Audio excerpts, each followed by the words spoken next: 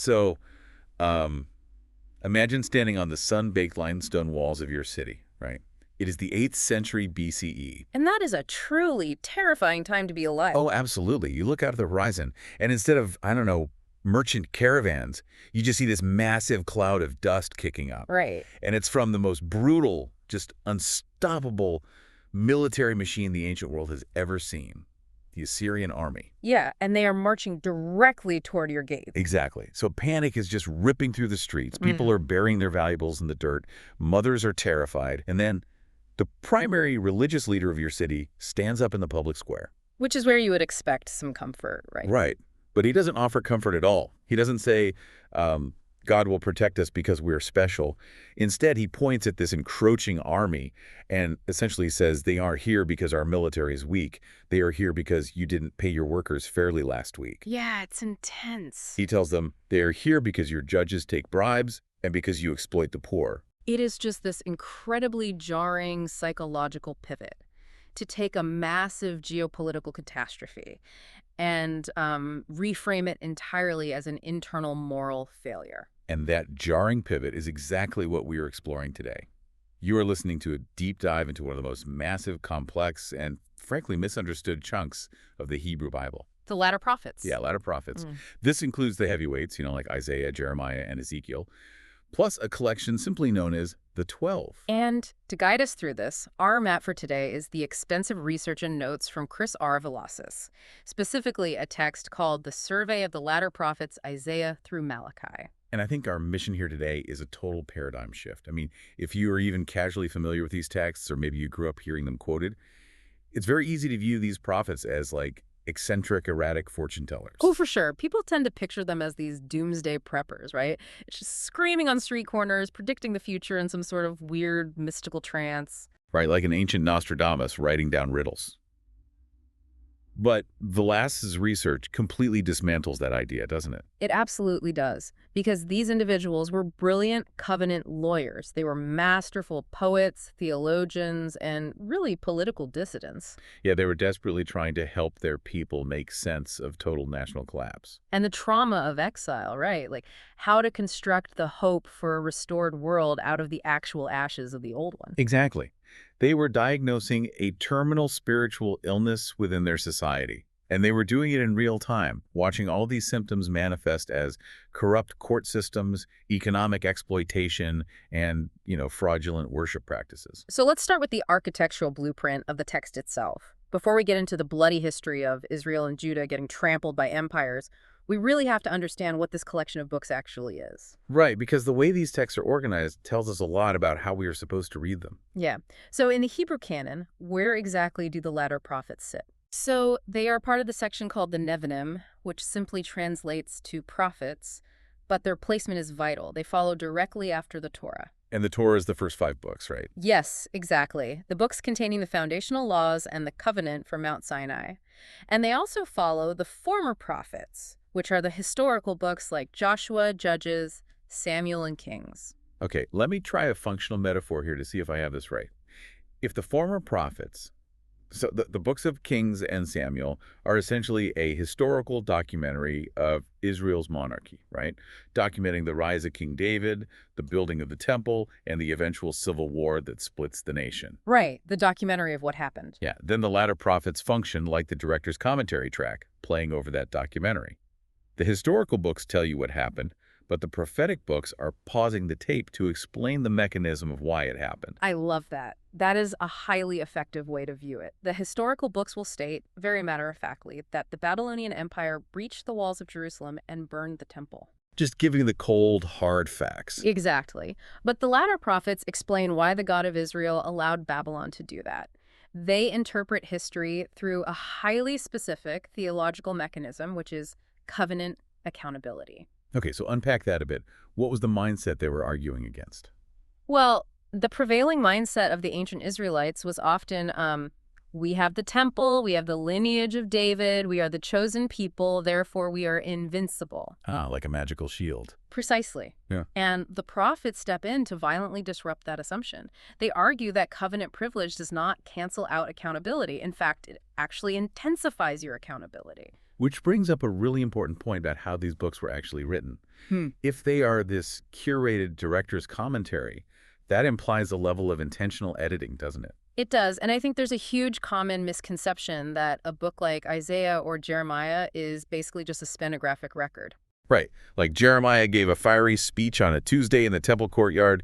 Someone wrote down his exact words verbatim, slapped a cover on it, and boom, that became the book of Jeremiah. Yeah, but that stenographic model is a massive oversimplification.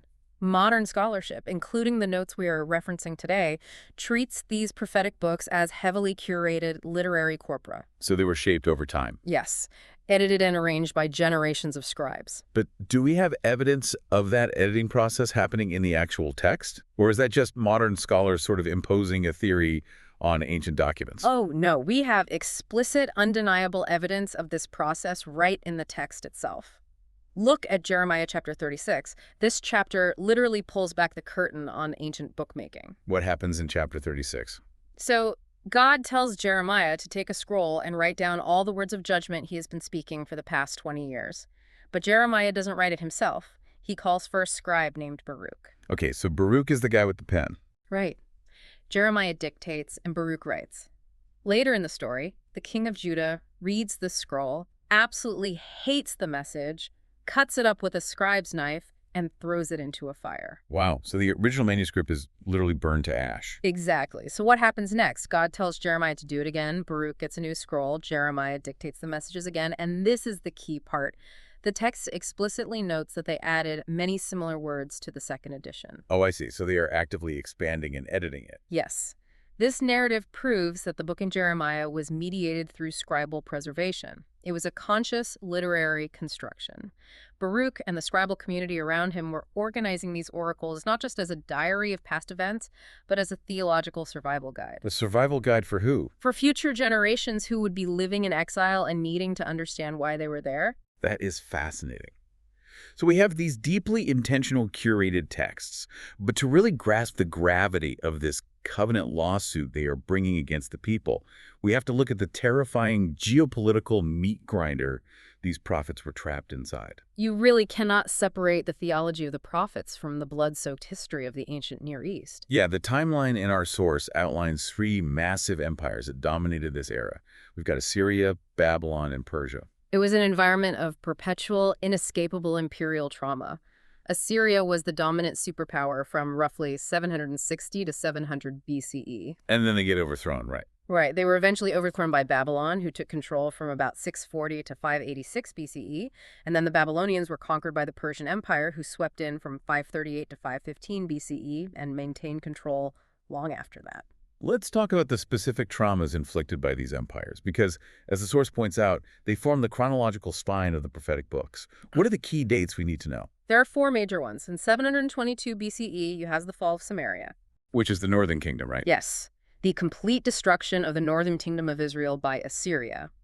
Then, in 701 BCE, Assyria marches south and lays a terrifying siege against Judah and Jerusalem. But they survive that one barely. They do.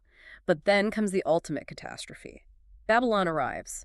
In 587 or 586 BCE, Jerusalem falls. The temple is absolutely leveled. And that's when the exile happens. Exactly. The monarchy is dismantled and the people are dragged into exile in Babylon. Finally, decades later, under the Persian Empire, the exiles are allowed to return, and a much smaller, less impressive temple is rebuilt in 515 BCE. So 722, 701, 586, and 515. Those four dates are the load-bearing pillars of the prophetic timeline. Every prophet we discuss today is speaking into the anxiety leading up to one of those events, the trauma of living through one, or the hangover of surviving one. Okay, I have to stop you there and push back on behalf of anyone listening who is trying to put themselves in the shoes of an ancient Judean. Sure, go ahead. If I am living in Jerusalem and a foreign empire is literally flaying my neighbors alive outside the city walls, which the Assyrians absolutely did, and my local prophet tells me this is God's quote-unquote discipline because our courts took bribes last harvest, I mean, I'm not feeling repentant. No, you'd be furious. Right, I'm feeling like my God has turned into a monster. Doesn't this theology make God the author of horrific war crimes? How did a prophet stand in front of grieving mothers and say, actually, God brought the Assyrians here, without getting stoned to death on the spot? You are touching on the absolute central tension of the prophetic message. Yeah. And to understand why they weren't immediately dismissed as madmen, you have to understand the foundational mechanism of their society. Okay, lay it on me. This was an agrarian, kinship-based culture entirely structured around ancient Near Eastern treaty formats, specifically the suzerain vassal Can you treatment. break that down for me? What is a suzerain? In the ancient world, when a massive emperor, the suzerain, made a treaty with a lesser king, the vassal, the document always included a list of blessings for loyalty and curses for rebellion. Ah, so it was a very standard legal format back then. Exactly. And the Israelites understood their relationship with God through this exact legal framework, which is codified in the book of Deuteronomy, specifically chapter 28 and Leviticus 26. The covenant wasn't just a spiritual relationship. It was a legally binding national constitution with teeth. So they had quite literally signed the terms and conditions. Yes, and the terms were explicit. If you structure your society around justice, if you care for the widow and the orphan and worship YHWH alone, the land will produce rain and you will be safe. But if they don't? But if you exploit the vulnerable, if the rich buy up all the family farms and turn free Israelites into indentured servants, and if you start worshiping local fertility gods to hedge your agricultural bets, the treaty invokes the curses. And what was the ultimate curse? The ultimate curse, explicitly stated in Leviticus, was that the land itself would vomit them out, and foreign armies would be the instrument of their removal. Wow. So the prophets aren't inventing a new cruel theology on the fly to explain away a military defeat. They are acting as covenant lawyers. That's the perfect term for it. They're opening the ancient constitution, pointing to the clauses their ancestors agreed to and saying, look, we broke the terms. Babylon isn't here because our army is weak.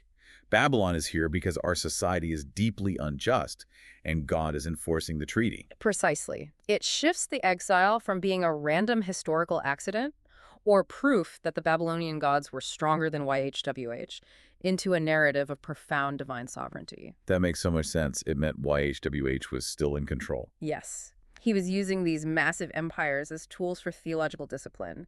It was brutal, but it actually preserved their faith. If the exile was just bad luck, their religion would have died in Babylon. But because it was framed as divine judgment, it allowed them to repent and maintain their identity. And we don't just have to take the biblical text's word for this history, right? The sand and stones of the ancient Near East actually back up this timeline of terror. Let's dig into the dirt a bit, because the archaeology here is fascinating. Archaeology is incredibly grounding for this period. We have tangible artifacts that illuminate the exact mechanisms of the world the prophets were speaking into. Let's start with the texts themselves.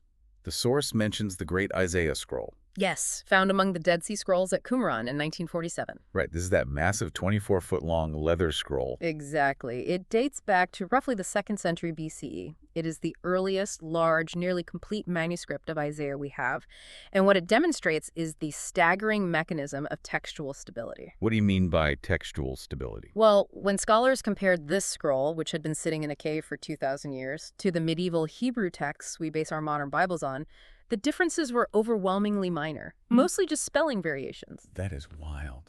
It proves that the scribal tradition Brooks started was carried out with obsessive, meticulous care over centuries. But it's not just biblical scrolls we find in the dirt, right? We have the receipts from the empires themselves. And this is where it gets into ancient psychological warfare. The source mentions the Sennacherib prism, which is from 701 BCE in Assyria. Also known as the Taylor prism. This is a hexagonal clay artifact inscribed with the royal annals of the Assyrian king Sennacherib. And what does it say? It documents his military campaigns, including his campaign into Judah, where he devastated the countryside and demanded massive tribute from King Hezekiah. Okay, reading the Sennacherib prism alongside the biblical account in 2 Kings 18 and Isaiah 36 is just an incredible exercise in analyzing ancient state-sponsored propaganda. Oh, totally. Because on the clay prism, the Assyrian king boasts about trapping King Hezekiah in Jerusalem like a bird in a cage. He brags about the gold and silver he extracted. It's a total flex of imperial power. But then you read the biblical account. Exactly. The biblical account claims the Assyrian army surrounded the city, Hezekiah prayed, the prophet Isaiah said God would defend the city, and then a divine intervention, an angel of YHWH, struck down the Assyrian camp overnight, forcing Sennacherib to retreat. Quite the different ending. Right? So, functionally, how do historians balance a clay prism that says, I dominated them, with a text that says, God supernaturally destroyed the attackers. You have to read between the lines of the Imperial Spin Room. Both accounts actually agree on the verifiable historical facts. Sennacherib invaded, he annihilated the fortified cities of Judah, and he trapped Hezekiah in Jerusalem. Right. But notice what the Assyrian prism doesn't say. It never claims he breached the walls. It never claims he conquered Jerusalem. And Assyrian kings loved bragging about breaching walls. I mean, they carved murals of it in their palaces. Exactly. The bird in a cage line is the ultimate face-saving tactic. He couldn't take the capital, so he bragged about surrounding it and taking a massive payoff. The biblical text provides the theological mechanism for why the greatest military machine on earth suddenly packed up and left without taking the capital. You mentioned the destruction of those surrounding fortified cities. This brings us to another amazing artifact, the Lachish ostraca. What exactly is an ostracon, and why does it matter here? So ostraca are broken pieces of pottery used as cheap, everyday writing material in the ancient world. When papyrus was too expensive or unavailable, you just grabbed a broken jar. So it's basically ancient scratch paper. Yeah, exactly. The specific ostraca found at the ruins of the city of Lachish date to the early 6th century BCE, right before the Babylonian destruction of Judah. So 100 years after the Assyrian threat, Babylon is now the one knocking at the door. Yes. And these pottery shards are essentially frantic military correspondence from Judah's final days. They are letters written by a military outpost commander to his superior. What do they say? In one of the most haunting lines, the commander writes that they are watching for the signal fires of Lachish because they can no longer see the signal fires of Ezekiel. Man, that sends chills down my spine. That is the mechanism of a collapsing state happening in real time. The royal stationery is gone, the scribes are dead or fled. A desperate soldier is scribbling on a piece of trash saying, "The city next to us has gone dark, the fires are out, we are next." It perfectly illuminates the psychological atmosphere of the prophet Jeremiah. When you read the book of Jeremiah, you feel the suffocating panic, the collapsing administration, the military distress. The Lachish ostraca prove that this atmosphere of absolute doom was a historical reality, not just a dramatic backdrop invented by a later author. And then on the flip side of all this destruction, we have the Cyrus cylinder from 539 BCE. Right. So Babylon eventually falls to the Persian Empire. The Cyrus cylinder is a clay barrel inscribed with the decrees of Cyrus the Great. And what's his policy? It explicitly confirms the Persian imperial policy of allowing displaced, conquered peoples to return to their homelands and rebuild their sanctuaries. Oh, wow. So that completely verifies the biblical account of the return.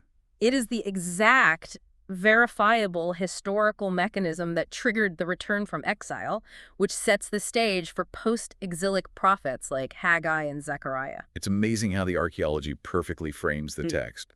But there is a danger here, right? I mean, we can get a little too overzealous with our shovels and start making claims that dirt doesn't actually support. The source uses the Isaiah bulla as a cautionary tale. Right. A bulla is a small clay seal impression used to seal documents. A few years ago, an artifact was found during excavations in Jerusalem. It bore a name that looked like Isaiah and some letters that could possibly form the word prophet. I remember this. It made massive international headlines. People were claiming, "We found the personal signature of Isaiah the prophet." They were, but standard scholarship bumped the brakes pretty hard on that. Why? What was the issue? Well, the clay seal is damaged right at the critical spot. The letters could spell prophet, or they could just be a common surname. Without a definitive grammatical marker, the identification is entirely insecure. So it's just guesswork, really. It is.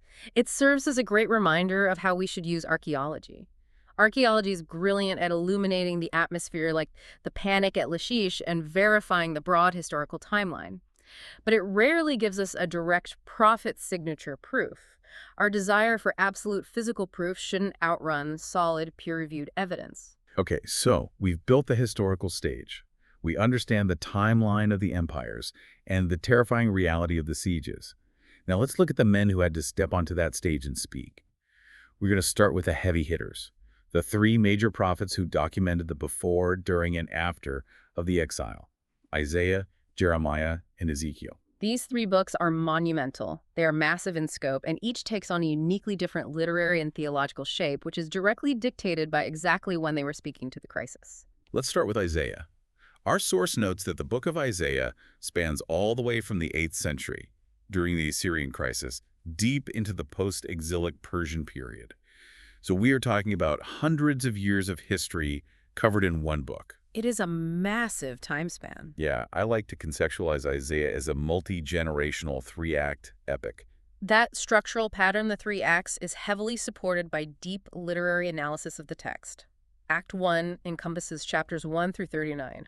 The focus here is intensely on judgment. And this is set primarily during the Assyrian threat, right? Yes, the prophet is confronting Judah's covenant collapse and their desperate, foolish illusion that making political alliances with other nations like Egypt could save them. Isaiah's message is that relying on military coalitions instead of trusting in YHWH is a fatal error. And then there is a massive shift in the text. A profound shift. Act 2 is chapters 40 through 55. Suddenly, the Assyrian threat is entirely in the rearview mirror. So where are the people now? The text is speaking to a people who are already in exile in Babylon. The tone shifts dramatically from judgment to comfort and a new exodus. The punishment has been served. This is where we get the soaring promises of redemption and the introduction of the mysterious figure known as the suffering servant. And finally, Act 3. Chapters 56 through 66. The context shifts again. The exile is over. The people have returned to Jerusalem, but life is hard. The restored community is fractured and struggling with corruption again. So what's the focus of this final act? It focuses on pushing the community toward true righteousness and casts a vision of an ultimate cosmic restoration, new heavens and a new earth. Okay, so we have this massive book shaped by generations of editors addressing different traumas. What is the mechanism that holds it all together? Like, what is the theological connective tissue that makes Isaiah one unified epic rather than just three different books stapled together? The brilliance of Isaiah is its foundational concept of the nature of God, specifically encapsulated in the title, The Holy One of Israel. The Holy One of Israel. Yes. That specific phrase echoes throughout all three sections. It is the connective tissue. Because God is infinitely holy, the crushing judgment we see in Act 1 is absolutely necessary. A holy God cannot coexist with systemic injustice and idolatry. But because God is also faithful to his covenant, that same holiness guarantees he won't abandon his people forever. Exactly. His holiness demands judgment, but it also demands salvation. And the mechanism for that salvation becomes the messianic hope. In the first act, it's the promise of a righteous Davidic king, the royal child of chapter 9. In the second act, it evolves into the suffering servant, an innocent figure who absorbs the judgment on behalf of the guilty nation. So Isaiah is the sweeping, multi-generational epic visionary. That brings us to Jeremiah. Now, if Isaiah is the epic, I think Jeremiah is the whistleblower. Oh, I like that analogy. Yeah, he's the guy inside the corporation who sees the toxic waste being dumped into the river, raises his hand and says, "This is going to destroy us." And like most whistleblowers throughout history, he is ignored, marginalized, labeled a traitor, and suffers intensely for telling the uncomfortable truth. Jeremiah's ministry is arguably the most tragic. He is the prophet of Judah's actual physical collapse. While Isaiah prophesied 100 years before the fall, Jeremiah lives right through the siege and the burning of Jerusalem. And his primary target was the false theology of his own people. This is perfectly encapsulated in his famous temple sermon in chapter 7. Tell me about the mechanism of what he is attacking there, because it goes right to the heart of their national identity. He stands in the gate of the Lord's house, the temple in Jerusalem, and watches the people coming in to worship. And he essentially says, do not trust in these deceptive words. This is the temple of the Lord, the temple of the Lord. If you don't amend your ways, if you keep oppressing the foreigner and shedding innocent blood, God will destroy this place. Why was that message so deeply offensive? Why did it almost get him killed by the priests? Because of a concept called Zion theology. After God miraculously saved Jerusalem from the Assyrians back in Isaiah's day, a dangerous theological assumption took root. Oh, they thought they were invincible again. Exactly.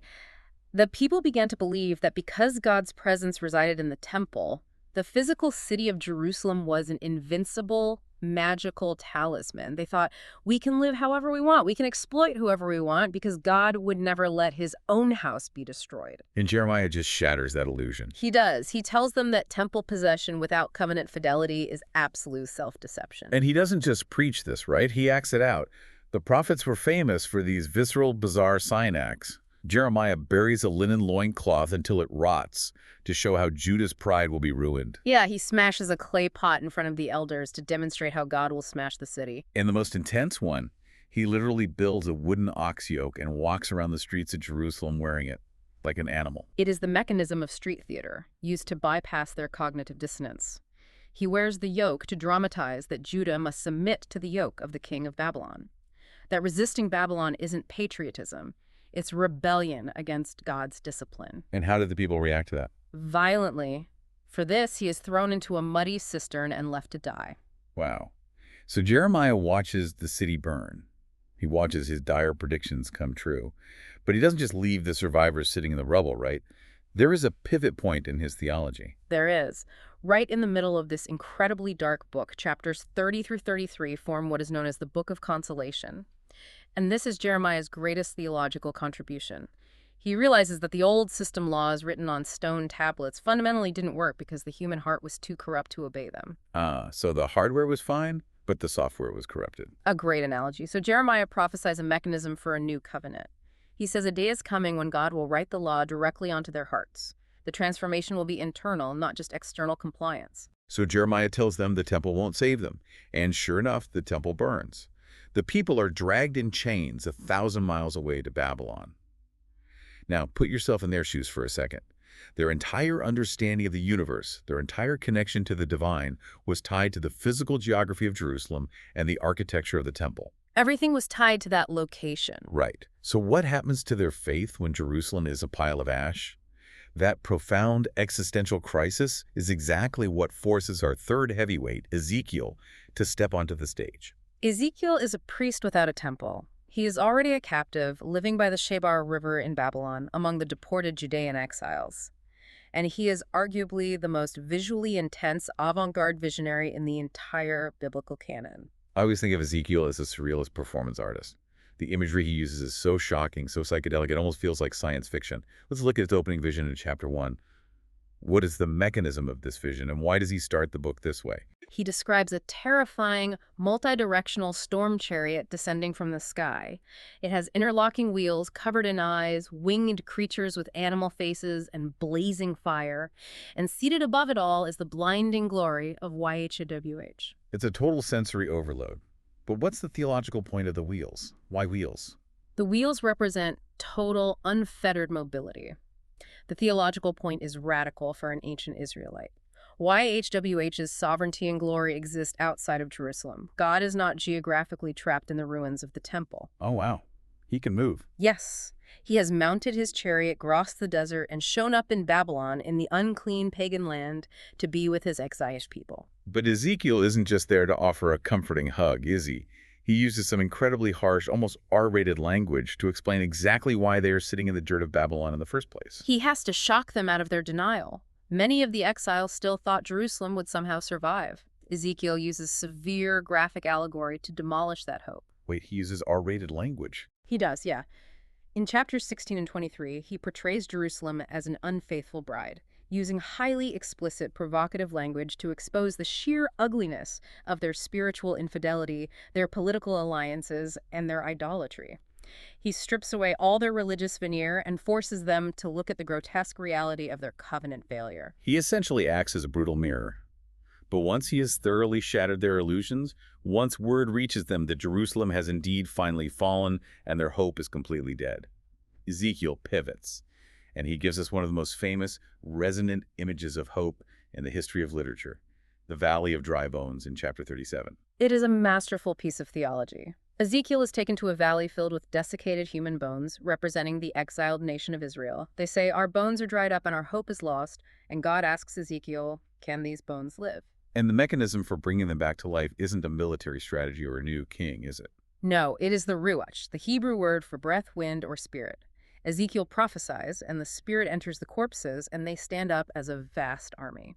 What a visual. And what is crucial to understand here is that the dry bones aren't just a quaint metaphor for cheering up a sad community. It is a theology of literal corporate resurrection. The nation is dead. Human effort cannot fix it. Only the supernatural, creative Spirit of God can breathe life back into the corpses of Israel. And Ezekiel concludes his massive book with a highly detailed architectural vision of a new temple. But it's not a normal building, right? Far from it. It has a supernatural river of life flowing out from underneath the threshold, getting deeper and deeper, flowing out into the dead wilderness and healing the salt water of the Dead Sea. It's a vision of cosmic renewal starting from the presence of God. So those are the three solo heavyweights: Isaiah the epic visionary, Jeremiah the weeping whistleblower, and Ezekiel the avant-garde theologian of the Spirit. But our source, Velazquez, makes it very clear that there is a supergroup at the end of the prophetic canon that demands equal attention. I'm talking about the collection known as the 12. They are often colloquially called the minor prophets because their individual books are shorter in length. But as we discussed regarding the canonical structure, that is a terrible and misleading title. They are not a miscellaneous appendix of leftover prophecies. No, they are a highly structured, unified canonical arc. And we know this was an intentional editorial decision because ancient manuscripts, like the Judean Desert Scrolls dating back to the 1st century BCE, show that these 12 distinct books circulated together on a single physical scroll as one cohesive literary work. Exactly. The scribes deliberately stitched these 12 distinct voices together to form a grand sweeping narrative of Israel's sin, punishment, and eventual restoration. I want you, the listener, to imagine the 12 as a carefully curated concept album. Think of an album like Pink Floyd's The Wall or Kendrick Lamar's To Pimp a Butterfly. Oh, that's a brilliant way to frame it. Right, every track is a distinct song, but the tracks flow intentionally into one another, building a single overarching narrative. Hey. If you put the album on shuffle, you might enjoy the music, but you completely miss the story. So, challenge for you. If we listen to the 12 in chronological, canonical order, what is the theological connective tissue we discover? Let's go track by track. Okay, let's do it. The album opens with a profound statement of Israel's total covenant failure. Track 1 is Hosea. And the mechanism Hosea uses to communicate this failure is intensely personal. A ruptured marriage. God actually commands him to do this, right? Yes. God commands Hosea to marry a woman who will be repeatedly unfaithful to him. Hosea's broken heart becomes the living metaphor for God's broken heart over Israel's spiritual adultery with foreign gods. Yet the core message of Hosea is that God's steadfast love will ultimately pursue and redeem his unfaithful bride. So we start with the intimate betrayal of the covenant. How does that transition into track 2, Joel? Joel scales the crisis up from a domestic metaphor to an environmental catastrophe. He describes a terrifying plague of locusts devouring the land, which he interprets as the vanguard of the day of YHWH, a day of ultimate divine judgment. But there's hope at the end of Joel, too. Yes. Joel culminates with a promise that after the devastation, God will pour out his spirit on all flesh, which is a massive theme of democratization of the divine presence. Then the album hits track 3, Amos, and the tone shifts from environmental terror to a roar of social justice. Amos is the blue-collar prophet. He's a shepherd from the south traveling to the wealthy north. He uses a brilliant rhetorical trap, condemning all the surrounding nations for their war crimes, getting his Israelite audience cheering, and then he drops the hammer on Israel itself. Ouch. What does he say? He tells them that their lavish religious festivals disgust God because they're trampling on the heads of the poor to build their stone mansions.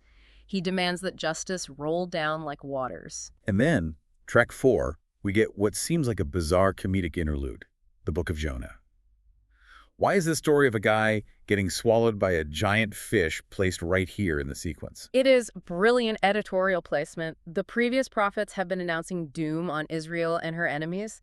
Jonah is sent to announce judgment on Nineveh, the capital of the hated Assyrian Empire. One's do the flaying. Exactly. But when Nineveh actually repents, God forgives them, and Jonah is furious. The mechanism of this book is satire. It reveals that God's mercy extends even to Israel's worst enemies. It shatters their ethnic narrowness right before the narrative plunges into the actual trauma of the empires. Which is exactly where the album goes next.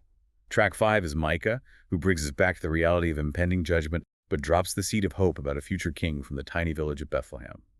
And then the back half of the album gets incredibly dark. We enter the actual night of the exile. Yes, tracks 6, 7, and 8. Nahum, Habakkuk, and Zephaniah. This is the trauma happening in real time. Nahum announces the violent, long-awaited downfall of the Assyrian capital, Nineveh. It's a raw expression of the oppressed rejoicing at the death of their oppressor. But then Habakkuk asks the hardest philosophical question of the entire era. He does. Habakkuk looks at the rise of the next empire, Babylon, and he essentially puts God on trial. He says, I know we are sinful, but Babylon is infinitely worse than we are. How can a holy God use an utterly wicked nation to punish a less wicked nation? It is a very fair question. How does God answer that? God doesn't give a neat philosophical defense. He essentially says, Babylon will face its own judgment in due time because its arrogance is unsustainable. In the meantime, the righteous person will survive by their steadfast faithfulness. It's a call to endurance in the dark. And Zephaniah follows that up. Yes, Zephaniah expands the day of YHWH to a global cosmic uncreation, but scales the hope down to a humble, purified remnant who will survive the fire. So the exile happens, the city burns, the people are taken away, and then we reach the final 3 tracks of the album, Haggai, Zechariah, and Malachi. The Persian Empire has allowed them to return home. The exile is over. But it's not the triumphant crescendo we might expect, is it? No, it is a profound anticlimax. Haggai and Zechariah are tasked with motivating the traumatized returnees to actually rebuild the physical temple. Zechariah uses these wild, apocalyptic night visions to encourage them, bringing in themes of a coming priest-king. So they build it. Does God return? They finally finish the building, but the glorious presence of God described by Ezekiel doesn't seem to return. The reality of post-exilic life is economically depressed and spiritually hollow. Which leads to the final track, Malachi. Malachi ends the canon not with a triumphant shout, but with unresolved tension and a series of bitter disputes. The temple is rebuilt, yes, but the priests are corrupt again. The people are bringing sick, blind animals for sacrifice because they don't really care. They're divorcing their spouses. The community is spiritually lethargic. So how does he end it? So Malachi ends the prophetic canon by pointing forward. He warns that God is going to send a messenger to prepare the way, a fiery refiner who will suddenly come to his temple. The album ends on a cliffhanger, waiting for a resolution that hasn't arrived yet. The order is so deeply theologically cumulative. I mean, you absolutely lose the power of that cliffhanger if you don't track the journey from Hosea's broken heart through the trauma of Habakkuk and the anticlimax of the return. Completely. Now, to truly appreciate the nuance of this incredible journey from ruin to restoration, we have to zoom in. We have to look at the actual vocabulary these prophets were using. Our source refers to these as the load-bearing words of the text because they didn't write in English. They wrote in ancient Hebrew, and translating these concepts always loses a bit of the mechanism of how they work. The nuances of these specific Hebrew words form the architectural foundation for the entire biblical understanding of failure, repentance, and hope. Let's start with the most basic one. Right, take nabi. This is the standard Hebrew word for prophet. It doesn't primarily mean someone who predicts the future. It means one who is called, or a spokesperson. It establishes their office as a messenger delivering the covenant lawsuit from the heavenly courtroom. Another massive word we see, especially in Isaiah, is kadosh. Kadosh translates to holy, but we often misunderstand holy to simply mean morally good. Kadosh actually carries the idea of being utterly distinct, separate, set apart, and possessing an overwhelming, burning purity. Oh, so it's a terrifying sort of purity. Exactly. When Isaiah has his throne room vision, the angels are crying, Kadosh, Kadosh, Kadosh. It is this absolute transcendence that makes Israel's casual idolatry so dangerous. I want to spend some time on one specific word from the source notes that just blew my mind when I understood how it functioned mechanically in the text. The word is yub. Shuv. Yes. This is the central vocabulary word for repentance in the prophets. Explain the dual mechanism of this word because it is brilliant. It is the hinge upon which all prophetic theology turns. Ub literally means to turn back or to return, but the prophets use it to mean two interconnected things simultaneously. First, it means to physically return, as in returning from geographic exile in Babylon back to the land of Judah. Okay, the physical journey. And the second? Second, it means to spiritually repent, as in turning your heart back to loyalty to God.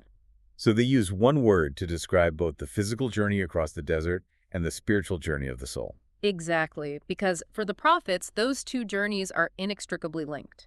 The geographic exile in Babylon was simply the physical manifestation of their spiritual distance from God. They were exiled spiritually long before the Babylonians showed up. So the remedy had to be dual. You couldn't just pack your bags and walk back to Jerusalem. If your heart hadn't changed, you were still in exile. Precisely. You had to walk back to the terms of the covenant. Ub perfectly marries the physical restoration of the nation with the spiritual transformation of the people. And what empowers that return? That brings us to another load-bearing word. Aist is arguably one of the most profound words in the Hebrew language. It is notoriously difficult to translate with just one English word. Bibles will translate it as steadfast love, loving kindness, or covenant loyalty. We see that a lot in Hosea. It is incredibly prominent in Hosea. It describes the unmerited, relentless, stubborn love of God that continues to pursue Israel even when she is actively playing the harlot. It is the unilateral commitment of God to save his people, even when they have broken every clause of the treaty. And these specific Hebrew words construct massive, overarching theological themes that shape the rest of the Bible. The source outlines several formal theological categories we should unpack so they aren't just, academic jargon. Theology proper, pneumatology, and Christology. Let's break those down. Theology proper is simply the study of the nature of God himself. The prophets revolutionized theology proper by insisting that YHWH is not just a regional tribal deity localized to the hills of Zion. He's not just a local god. Right. He is the sovereign Lord over all human history, maneuvering the armies of Assyria and Babylon like pieces on a chessboard to accomplish his purposes. And what about pneumatology? I mean, that sounds like the study of tires. It comes from the Greek word pneuma, which translates the Hebrew ruach, meaning wind, breath, or spirit. Pneumatology is the theology of God's Spirit. We see this bursting forth in Joel's promise that the Spirit will be poured out on all flesh, and in Ezekiel's vision where the Spirit breathes life into the dry bones. So it's about internal power. Exactly. The prophets realized that the law on stone tablets failed, so the new mechanism for obedience must be the internal empowering of the Holy Spirit. But the most profound trajectory here, especially for anyone reading these texts from a Christian perspective, is the Christology, the study of the Messiah. Completely. For Christian canonical reading, the prophets are the absolute bedrock. The relentless East in Hosea establishes the necessity of a new covenant. The burning cud of holiness in Isaiah necessitates the judgment that ultimately falls on the suffering servant of chapter 53. The source makes a crucial, vital point here. The New Testament authors do not just use these prophetic texts as decorative proof texts. They don't just comb through Isaiah looking for out-of-context predictions to validate Jesus. No, they don't. They use the prophets as the very grammar, the underlying operating system of the gospel narrative. When Jesus begins his ministry, when he enacts symbolic judgments against the temple, when he institutes the new covenant meal, when the Spirit falls at Pentecost, all of these events are functioning on the exact theological rails laid down by Isaiah, Jeremiah, Ezekiel, and the 12. The prophets established that salvation is eschatological. Okay, define eschatological for me in this context, because people hear that and think of sci-fi apocalypse movies. What did it mean to them? Eschatological refers to the eschaton, the ultimate end or climax of history. The prophets taught that salvation wasn't just about an individual soul floating off to heaven when they die. So it's bigger than that. Much bigger. Salvation is corporate, involving a whole community, and eschatological meaning it is the final cosmic reboot of the universe. It is God finally eliminating evil, resurrecting the dead, and restoring creation to its Edenic ideal. The New Testament claims that this eschatological reboot was launched in the life, death, and resurrection of Jesus. Okay, we have covered massive historical ground today. We've watched empires rise and fall. We've unpacked deep, avant-garde theological poetry. We've translated ancient Hebrew concepts. But the prophets themselves would be furious if we treated all this rich theology as just an academic puzzle to be solved by scholars in a vacuum. They would be. It was meant to be lived. So what is the so what for you listening right now? If you live in a modern city dealing with modern problems, how does the theology of an 8th century BCE agrarian prophet apply to your life today? The practical, applied theology of the prophets is arguably the most challenging and uncomfortable part of this entire deep dive, because they completely dismantle the categories we use to structure our modern lives. The prophets insist over and over again, you read it in Amos chapter 5, in Isaiah chapter 1, in Micah chapter 6, that private spirituality that is detached from public justice is a counterfeit, fraudulent religion. Let me make this contemporary. The prophets are essentially saying that going to your worship service on Sunday, singing the loudest, knowing all the liturgy, maybe even having genuine emotional experiences of God, but then actively defrauding your employees or ignoring the vulnerable in your community or supporting unjust policies on Monday morning, that isn't just bad manners or an area for personal growth. It is highly offensive to God. Offensive is the exact word. The prophets call it an abomination. Amos tells a religious elite that God literally hates and despises their worship festivals, and that the noise of their praise songs makes him sick because their society is fundamentally unjust. That's intense. The prophets treat the courts, the financial markets, the agricultural fields, and international trade as deeply, inherently moral spaces. But we tend to compartmentalize. We think of the economy as a neutral, mathematical reality, and religion as a private, moral reality. The prophets refuse to let you do that. They say no. Exploiting a poor farmer to maximize the yield of your corporate vineyard isn't just a smart business practice, it is idolatry. Liturgy without obedience is hypocrisy. It's the ultimate both-hand dynamic. They demand a holistic integrity that we really, really struggle with. We do struggle with it. Today, people often reduce faith to one of two polarized extremes. On one side, you have people who believe faith is only private piety. It's just me and God in my heart. I read my Bible, I don't curse, and I stay out of messy political and social issues. On the other side. On the other side, you have people who believe faith is only public activism. It's all social work, protesting, and seeking structural change, but without any deep personal holiness, prayer, or doctrinal seriousness. The prophets step into that modern divide and demand both. They demand both. You cannot have one without the other. They demand internal holiness and external justice. They demand rigorous doctrinal truth and compassionate social righteousness. You cannot love God while crushing your neighbor. And they were equal opportunity offenders in how they confronted this. They called out the individual wickedness of the human heart, absolutely. But they also courageously confronted institutional, systemic, state-sponsored sin. He did? They stood in front of kings and priests and pointed out the rot in the very foundations of their power structures. That's a lesson that is incredibly crucial for modern leadership, whether in business, politics, or the church. You can't just politely manage a religious or social system. You have to have the moral courage to speak the truth when the system itself becomes corrupt. And importantly, as they offered this critique, they never resorted to cheap optimism. For anyone listening today who is involved in counseling, pastoral care, or just sitting with a friend who is going through intense suffering, the prophets offer a profound paradigm. They normalize lament. They don't just say, everything happens for a reason, smile and trust God. Exactly. They normalize grief, terror, and the agonizing, slow process of repentance. Jeremiah sits in the actual rubble of his burning city and weeps. Ezekiel sits in the dirt with the traumatized exiles for 7 days in absolute silence before he speaks a word. 7 days of silence. Wow. They don't slap a happy bumper sticker on the tragedy of the exile. They say, this hurts, the loss is profound, we brought this on ourselves through our sin, but even in the darkest night of the soul, God is still relentlessly faithful. That is a much more robust, durable framework for enduring human suffering than toxic positivity. Okay, let's pull all these threads together. We have gone on an incredible, exhaustive journey today. We started by completely reframing these texts, not as chaotic fortune-telling, but as a carefully curated, heavily edited director's commentary, trying to explain the covenant failure of Israel. We walked through the bloody geopolitical meat grinder of the ancient Near East, grounding the terror of Assyria and Babylon in real archaeological dirt. From the spin room propaganda of the Sennacherib prism to the frantic, doomed text messages of the Lachish Ostraka.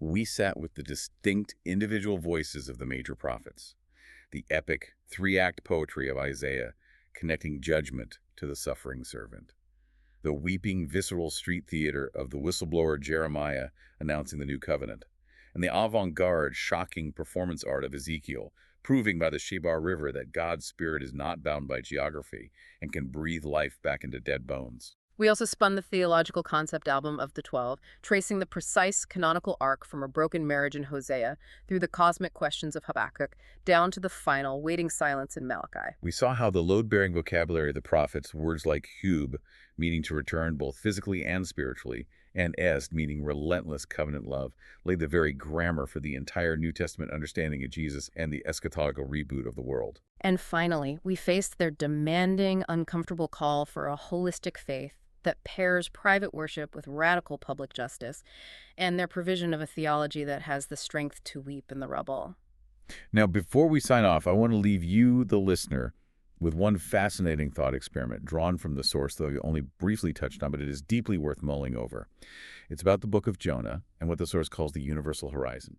It's a vital, deeply subversive piece of the prophetic puzzle. The prophets repeatedly show that God's mercy extends even to Israel's worst, most brutal enemies. The book of Jonah is essentially a brilliant, tragic-comic parody of a prophet who is furiously angry that God is so compassionate to the wrong people, the people of Nineveh, the capital of the empire that was literally flaying Israelites alive. Yeah, he was mad that God forgave them. The book ends with God asking Jonah why he shouldn't pity a city full of morally confused people. The question hangs in the air, unanswered. So if the prophets were constantly breaking Israel's comfortable assumptions that God only belonged to them and that grace only applied to their in-group, who are the outsiders today that you might be surprised to find are entirely included in the divine plan? That is a phenomenal, deeply convicting question. Right. Who is your Nineveh? Who is the group you secretly hope faces judgment, only to discover that God is extending them to your estate? It forces us to confront our own ethnic, political, and theological narrowness, just like the prophets forced ancient Israel to confront theirs. So we started this deep dive talking about standing on the wall, watching the army approach, and dealing with the terrifying diagnosis of a collapsing society. But the beauty of the latter prophets is that they don't just hand you a fatal diagnosis, shame you for it, and walk out of the room. They hand you the diagnosis, they sit with you in the ashes through the agonizing pain of the treatment of the exile, and they relentlessly point you toward the ultimate cure.